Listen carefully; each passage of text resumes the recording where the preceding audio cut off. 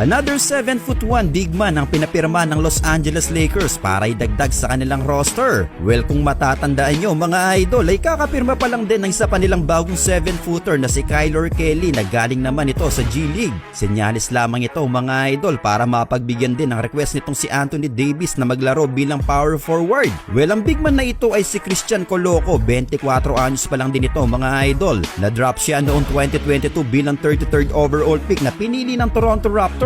Pero isang season lang ang nailaro nito sa Raptors dahil nakitaan siya ng threatening blood clot issue dahilan ng pag-wave sa kanya ng koponan. Ngunit ngayong maayos na muli ang kanyang kalusugan, ang Lakers naman ang susubok sa batang ito. Well, mukha namang may potensyal ang batang ito at siguradong mapapakinabangan siya ng Los Angeles Lakers. Kaya naman ngayong may dalawa ng big man ng Lakers mga idol, sigurado na ang pagbaba sa power forward ni Anthony Davis. Ano ang masasabi nyo dito mga idol?